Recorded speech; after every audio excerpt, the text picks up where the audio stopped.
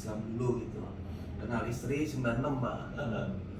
Alhamdulillah saya dulunya kerja di LG Elektronik ya. Di itu Bitung, hampir 20 tahun dia Korea.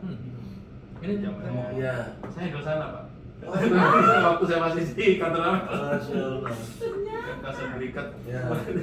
Sama. Saya di Yayasan Sri Jaber dari awalnya relawan dulu waktu kerja di LG saya relawan. Kemudian 2017 ditarik masuk menjadi ring 1 ya di bawah ketua yayasan. Per Maret kemarin saya jadi ketua yayasan Sri Jaber. Jadi basic kita sebenarnya Al-Quran ya, sekaligus pendidikan, kemudian program-program lain yang di tahun ini kita akan mencanangkan memang bisa dikatakan program-program ketahanan pangan Pak. Seperti wakaf sawah santri, kemudian wakaf telur santri, kemudian wakaf air minum santri, kemudian wakaf ikan santri. Jadi sawah itu kita bukannya ada infak terus kita beli beras, bukan. Justru kita ada donasi, kita belikan sawah. Ini mau sambil di Iya. Iya. Begitu juga yang lain, yang peternakan dan lain-lain. Boleh, Boleh. Jadi memang itu untuk ketahanan pangan ya. Dibandingkan kita nanti beli atau ada donasi, kalau kita sudah memiliki sawah, kita bisa menghasilkan padi, beras, kemudian kita makan, kelebihannya bisa buat bisnis, kita jual. Begitu juga ikan, begitu juga air minum dan juga telur ya. Kita jadi nanti ada peternakan ayam petelur ya. Nanti kita untuk makan minum makan ya untuk protein para santri, boarding school maupun pesantren. Jadi alhamdulillah kita di awal tahun Juni ya, kita sudah bisa beli lahan Pak Jenderal di Sukajaya Bogor sekitar 5 hektar lebih ya. Itulah nanti jadi pusat kita untuk pesantren dan boarding school. Kalau sekarang kita baru ada tempat kecil tapi itu untuk khusus untuk menghafal Al-Quran 30 juz itu di Cipanas di seberang Istana Negara.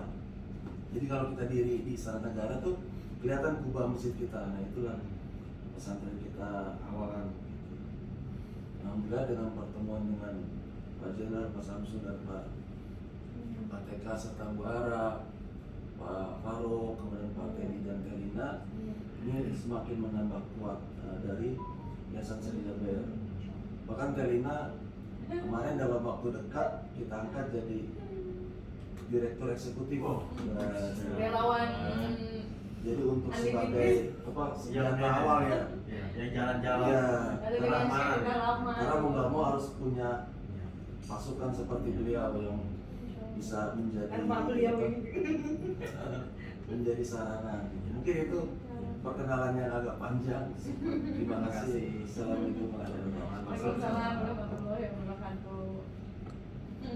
Ya, terus. Baik, Monggo. terima kasih Bapak moderator yang baik hati. Tiap hari saya makannya di kediaman beliau. Alhamdulillah. Setiap habis golf makan. Iya, karena titip golf rumah saya di Bandung. Alhamdulillah Pak Jen, aku panggilnya Pak Jen karena saking akrab dan sebagainya. Pak Jen. Jadi Pantas nggak mau lagi main di Cilangkap.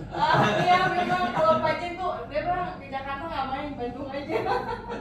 Masya Allah.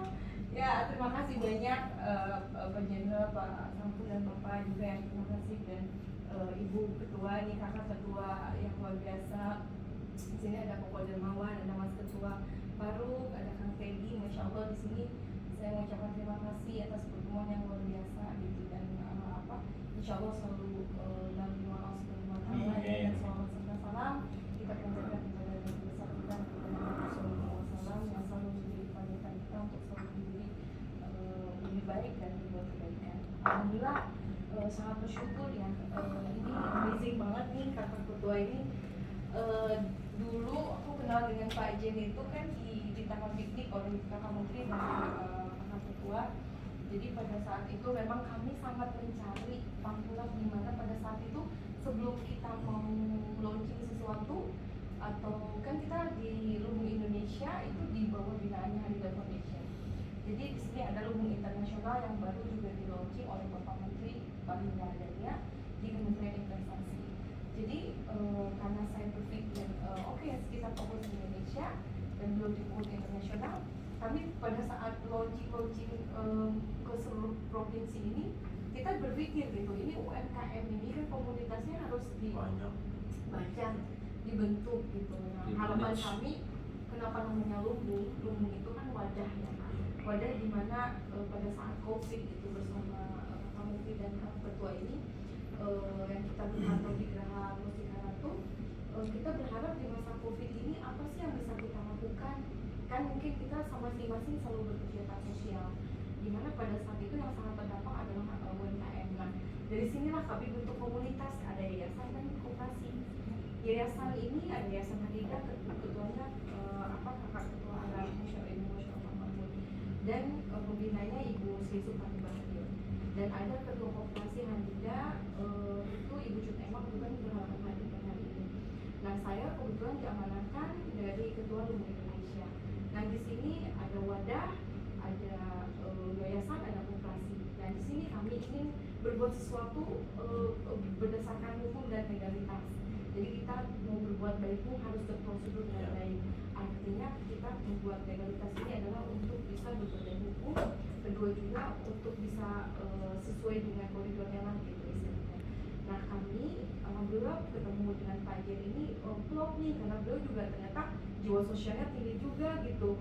Gitu, Masya Allah gitu, bagaimana caranya untuk bisa kita berbuat banyak lah untuk orang lain. Apalagi saya juga dengan almarhum Syahli yang seperti tadi saya cerita bahwa saya tuh merasakan sosok tokoh dunia yang berada di Indonesia sampai mewakafkan dirinya untuk bisa di Indonesia menjadi warga negara Indonesia. Itu kan kayaknya Rasulullah zaman now gitu ya, almarhum Syahli itu. Di situ saya juga punya keinginan bahwa sebelum kita ada Syahli, tidak ada Syahli, itu dakwahnya harus kita teruskan. Akhirnya dengan Yayasan Hadida bikinlah Sedekah Cahaya, yaitu lampu listrik mandiri rakyat. Itu hasil karya anak santri, di mana hasil karya anak santri ini lampu 1 watt, terangnya 10 watt, dan Pak Jen pun sudah tahu. Pak Ketua Perhubungan tidak hadir di sini, tapi saya mewakili. Itu di posisinya kita berbagi ke pelosok-pelosok. Nah, saya juga menghimbau salah satu CSA Sedekah Cahayanya, karena menjamin dengan kami, mungkin dengan JNE nanti kapan kita bisa ke pelosok untuk bisa membagikan lampu tanpa listrik ini. Kan yang terdampak adalah musola, ustadz-ustadz, terus juga masjid-masjid yang mungkin di pedalaman yang bukan miskin token, bukan tidak bisa bayar sama sekali. Nah, ini kan kesejahteraan. Berarti ya? Yes. Dan ini ustadz-ustadz juga kan dia juga siapa yang bayar kan guru ngaji seperti itu. Nah, akhirnya kami berpikir ini karena kita joint venture antara Yayasan Hadida dengan Yayasan Syahli Jabir dan juga Indonesia Koperasi juga, gimana caranya supaya punya ada wakaf produktif.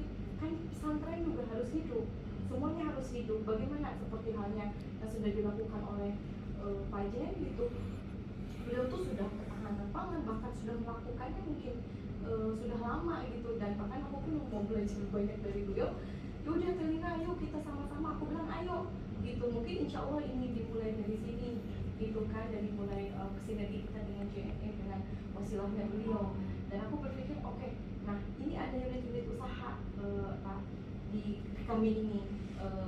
Satu, untuk pemasaran UMKM itu mulai dari petani peternak nelayan, mulai dari mereka berproduksi, contohnya jahe itu ambil dari petani juga kita olah, si UMKM dikasih mesinnya juga mesin sederhana, sampai pemasaran banyak, pendampingan dia sampai dapat izin, sampai dengan dia udah bisa kita pasang ekspor, dibantu oleh kakak ketua juga ke Korea, ke Jepang, kemana, dan kita juga sampai ke Turki karena kita pun punya kantor di Turki, karena sudah launching Lumbung Turki dengan di Al Fatih itu kita punya office, Hadida punya di sana.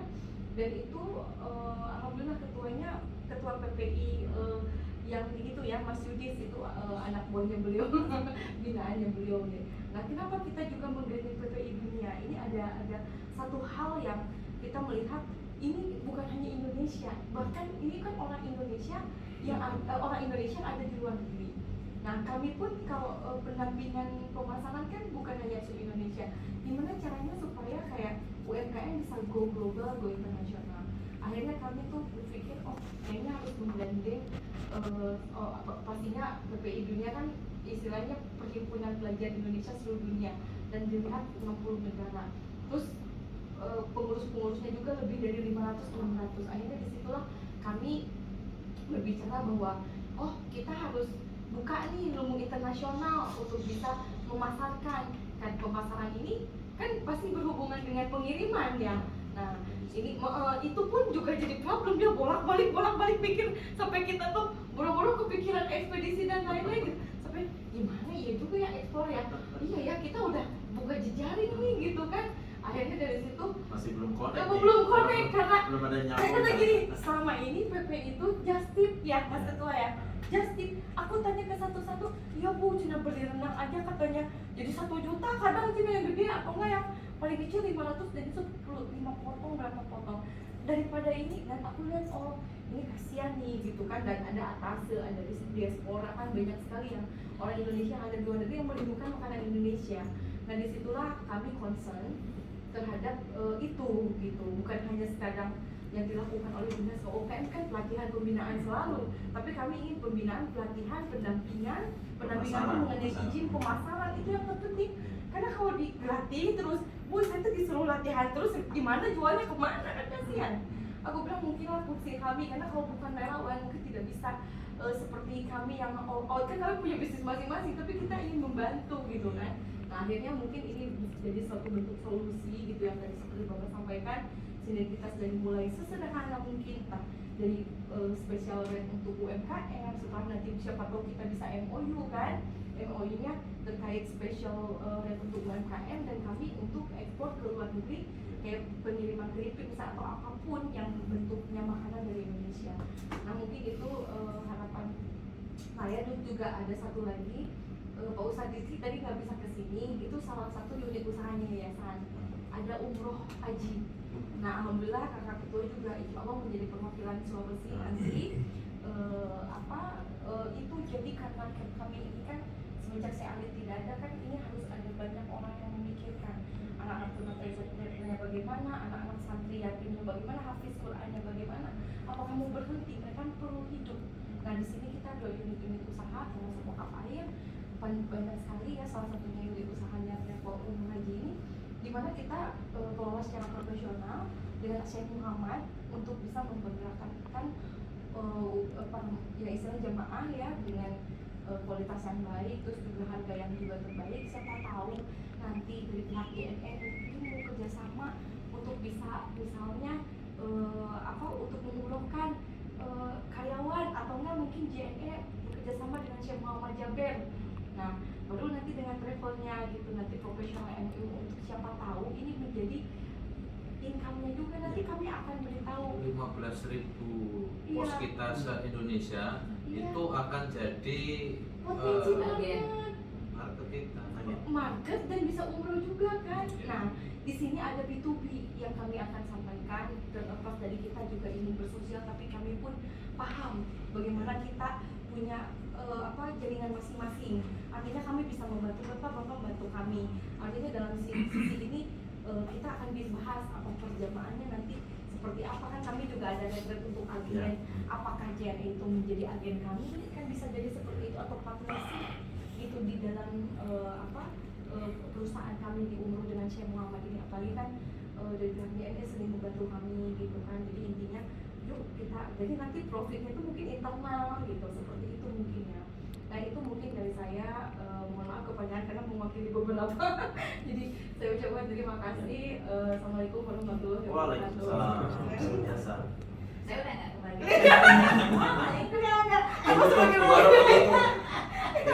Harus sekarang kita harus bicara. Yang ngetok palunya. Justru beliau harus bicara juga. Assalamualaikum warahmatullahi wabarakatuh. Waalaikumsalam warahmatullahi wabarakatuh. Terima kasih atas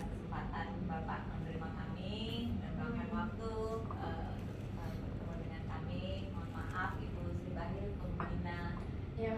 yayasan kami berhalangan hadir karena dari Papua. Iya. Pak Presiden ya. Salam. Salam. Beliau titip salam. Seperti Bapak udah diterangkan sih sama Mau panjang Mbak Lina, lebar. jadi saya sudah nggak kebagian makan. Ya, jadi Harus yayasan dipotong lagi. Hadida adalah yayasan sosial yang baru baru tumbuh Iya. itu pada saat pas pandemi. Jadi pas pandemi kami susah, jadi mau ngapa-ngapain susah. Alhamdulillah ada Darina dan ada apa yang membantu pergerakan, akhirnya sedikit bergerak dan kami cuman sebagai motivator aja sebetulnya yang bergerak tuh mereka semua kan. Ibu direktur Kalau- eksekutif. Iya, kalau kami Komisaris masuk, eksekutif.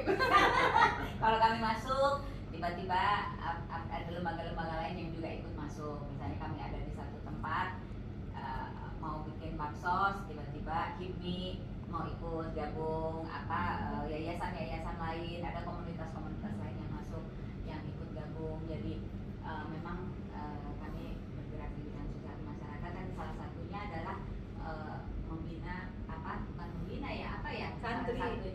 satunya itu adalah Lumbung Indonesia ini sudah ada di Jawa Barat Pak, di Jawa Barat, Kalimantan, NTB, Sulsel. Sulsel, Padang, insya Allah akan seluruh Indonesia. Jadi kita sebetulnya sasarannya adalah bagaimana mengembangkan UMKM dan UMKM antar UMKM sendiri. Jadi mungkin kami butuh logistik supaya sesama mereka itu udah ada 15.000 atau berapa puluh ribu Kita ya, ada 15.000 komunitas UMKM yang bergabung dalam Lumbung Indonesia ini. Harapannya ya sesama mereka kirim-kirim supply, kirim-kirim, mereka bisa jadi sesama mereka bisa saling jadi reseller lah atau apa gitu kan. Jadi memang sangat dekat hubungannya dengan logistik, sangat bergantung dengan logistik, bagaimana harga bisa jadi murah kalau logistiknya juga bisa ditekan, karena kan kalau UMKM selalu bicara harga Pak. Iya. Dan kemudian kami juga bekerjasama dengan alhamdulillah Yayasan Ali Jaber ini. Kenapa kita penting Pak? Karena kalau Syekh Muhammad Jaber yang sudah mengkilik-kilik pesantren lain, kita butuh mereka pasti dengan santri-santri, puluhan ribu santri, ada yang berapa puluh ribu, ada yang berapa ribu santri, dai-dainya itu, staff-staffnya itu kan, itu logistiknya luar biasa Pak. Jadi sesama pesantren, untuk santri-santri pun kebutuhan logistik juga luar biasa besarnya, kebutuhannya. Jadi itulah Syekh Muhammad Jaber sangat juga berpengaruh juga untuk mengajak dai-dai ini sama bagaimana supaya kebutuhan logistik mereka bisa lebih efisiensi, lebih efektif lah untuk para santri, karena kita ingin membantu santri-santri. Kemudian dengan Lumbung Internasional Pak, tentunya Pak Faruk, itu kita harapkan masyarakat Indonesia di luar negeri itu tetap bisa menikmati rendang, menikmati empek-empek dengan harga yang wajar, keripik, kecap gitu kan. Jadi dengan perantaraan anak-anak kita yang ada di sana, dan mereka sangat antusias untuk ikut belum TKI kita. Dan PPI juga dulu ya? Iya, PPI kan. PPI mana dulu? Dulu suami saya PPI Prancis. PPI Prancis. Iya, jadi Ya. kami sangat merasakan bahwa kami susah, ya anak saya sendiri pun sekolah di sana susah banget Pak. Rendang aja 1 kilo cuma 300.000, ongkos kirim 500.000. Maaf ini Ibu Emma. Bentar Pak. Assalamualaikum. Udah ya. Jadi harapan kita nanti kalau ada memang wajah kita bekerja sama secara logistik dan secara efisien, kebutuhan bisa kita, karena memang sudah lama ya, hampir setahun ya kita diskusi ya, enggak ya? Tapi nggak bisa eksekusi karena masalah terkendala masalah ekspedisinya. Iya, jadi seperti itu Pak. Mungkin secara lebih detailnya mungkin nanti bisa kita konkretkan bentukan sama seperti apa. Mungkin gambaran besarnya, gambaran kecilnya, belum travel umroh yang butuh jam-jam korma dari sana, dan mungkin wakaf airnya bisa kita sebar melalui 15.000 ya Pak ya, akhirnya Pak ya, bisa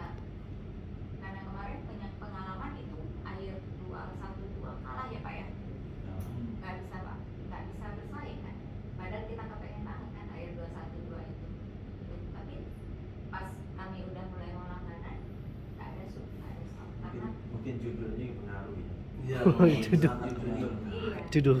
Terlalu politik. Ya, terlalu Terlalu mungkin judulnya dirubah. Stigma. Ya. Itu ada Oh, stigma iya. soalnya. Stigma. Jadi melekatnya. Iya, betul. Kalau dengan air shake sekali mungkin bisa kita berjuang lah melawan Dagon. Iya. Iya betul. Ya harusnya bisa. Orang logistiknya juga mereka pakai logistik Iya. lokal kan Iya, seperti kan, itu. Saya pikir itu masalah logistik kok Pak.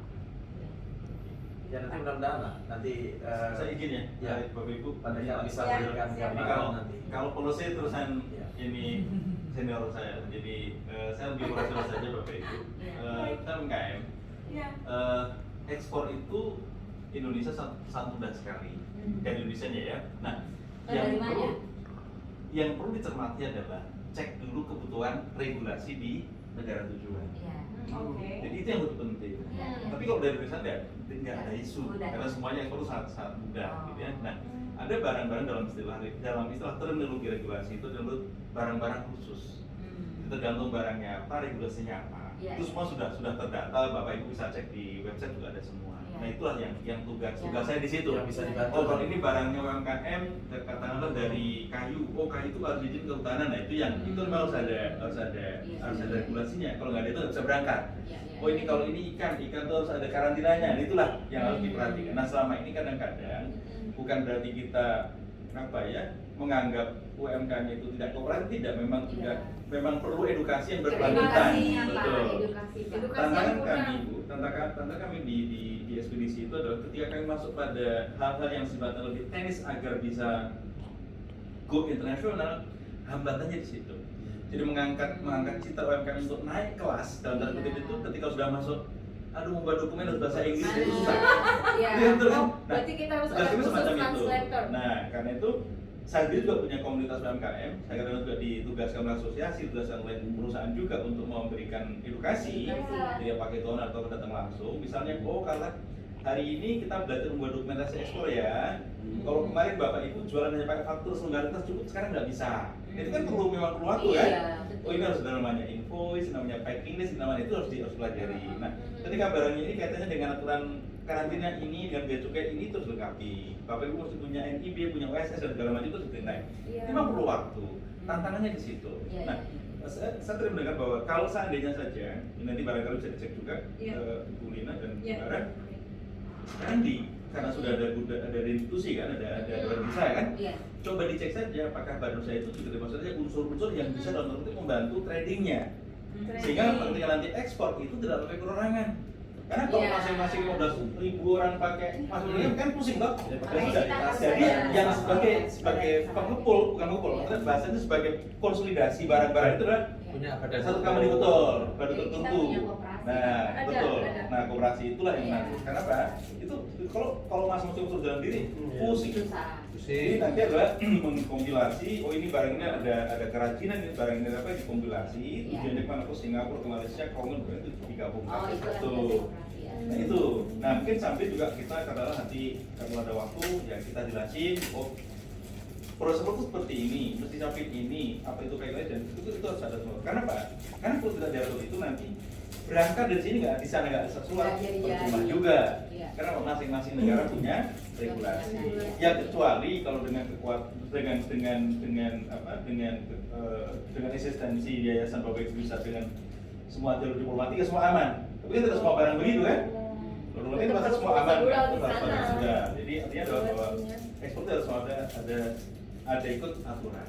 Gitu ya, itu yang penting. Jadi saran kami, saya di operasional lagi menyarankan agar salah satu ada badan hukum yang menampung barang-barang itu, Iya. sehingga pengiriman ke Prancis ya udah satu Prancis nih, yang ke Belgia ya Belgia gitu. Kalau nanti nggak usah khawatir, kami ada sebetulnya kami ada network. Tugasnya Dan Seperti berarti oh Itu jadi harus seperti itu. Nanti, Karena Tugasnya di setiap negara. kita bisa lagi, Ya, kita nah, itu itulah tadi kita bisa lagi kita bilang, oh ini ada barang, ada kerupuk satu kaleng, ya udah ini sudah nggak. Jadi seperti itu. Oh ini kerupuk tuh nomor HS-nya gini, HS itu ada kode bea cukainya apa sih gitu. iya iya. Barang itu gini, Bapak Ibu, barang apapun mau itu kecil besar segede gaban gitu, segede gajah gitu, itu ada kode dunianya. Jadi ketika suatu negara bilang, oh ini kode HS-nya 6404, itu di negara manapun pasti itu sepatu. Semua. Kalau Kalau itu 5902 itu pasti kain baju. Oh itu misalnya Jadi harus tahu 7326. dulu Nah, bukunya. 7326 itu pasti barangnya terkait dengan besi. Itu semua sama, seluruh dunia sama. Kalau beberapa tahun silam itu baru terkait sama 2. Sekarang sudah 6 digit sama semua. Oh. Apalagi era-era skema barang bebas itu sekarang sudah seperti itu. Bukan kita harus tahu semuanya. Harus tahu, itu tugas kami. Hanya Tugas kami. untuk agar kita sebagai pengekspor itu mengetahui Betul. sebenarnya barang itu terbuat dari apa. Untuk Ah. apa, gitu ya? Nah, Iya. untuk kepentingan Iya. nanti regulasi Di sana. di Sesuaikan. destinasi itu Betul. seperti apa Iya, iya. untuk menerima kehadiran barang dengan spek ini. Iya. Karena tarifnya beda-beda. Nah. Kalau ini tarif biaya masuk segini kan gitu kan. Terus Oh. kapan kena biaya masuk atau tidak itu kan ada aturannya. Iya. Kemudian negara terkait dengan itu. Kemudian kalau ke negara antara ASEAN harus menggunakan form CO, form D agar bebas biaya masuk gitu kan. Iya. Misalnya ke ASEAN dengan kawasan Cina harus pakai form E, itu ada semua ketentuannya. Itu yang harus dipahami. Selama ini sering ekspor di sini? Sering. Jadi Iya. sekarang bahkan kayak tempe kering itu sekarang di Singapura udah mulai Oh, masuk tempe Itu kering. skim kita. itu ya, keripik Nah, ikan gitu iya. loh. Iya. Dan oh iya. Terus Cicak kering terus itu ini soalnya. nggak ada jangka-jangka waktu? Cicak kering, nggak dulu itu di Korea juga. Cicak kering siapa yang pesan itu? Nah, di obat-obat ya, Siapa yang obat-obat. pesan? Banyak. Oh, Terus kayaknya kan Korea. serbuk kayu merah itu banyak. Kok Ya, toke? sama toke. Itu toke sampai MM-an katanya disimpan. Bener nggak sih? Ibu Google aja, ibu cicak Iya. kering. Banyak. Ya Allah. Banyak banget cicak sih. Toke itu jualin. Nah, Jadi tadi intinya betul. ya apa katanya?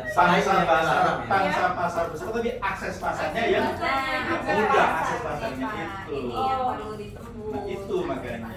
Bener. Kalau kami kan tugasnya pada bagaimana agar itu berjalan dengan regulasi, Iya.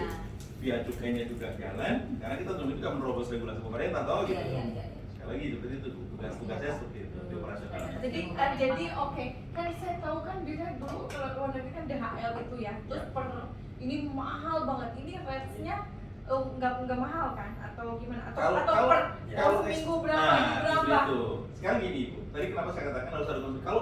Kalau Pak Faruk sendiri, Kirim Pak Teddy satu-satu, sendiri, Bapak mahal. sendiri, Bu Lina sendiri, ya ini karena 5 kilo, 5 kilo, 5 kilo, Ya pasti beda. Nah, karena harus ada Kilo badan hukum, beda, iya, diekspor iya. atas nama suatu perusahaan, satu badan hukum, sehingga kuantitinya semakin besar, maka harga per kilonya semakin Murah. murah. Itulah tadi maksudnya. namanya koperasi. Ya. Nah, Jadi koperasi jalan. tapi kalau masing-masing pengen jalan sendiri, Mahal. ya mahal, mungkin namanya retail kan? Harus ada izin ekspor nggak Pak? NIB, Kami. NIB, Semua gampang Ibu. Oh, NIB kan sulit. ya gampang atuh. Cuman Kan NIB aja. NIB Dari Kementerian Investasi. NIB-nya itu Apalagi harus Kementerian ada Investasi. terkoneksi dengan ekspor dan impor. Harus ada dua itu. NIB. NIB. Itu kan udah otomatis itu. Ya, jadi NIB-nya harus terkait bisa akses ke pembayaran. Sekarang NIB kan otomatis akses ke pembayaran. Asal pada saat si NIB diklik itu bisa akses ke pembayaran. Nah Gitu. itu pas.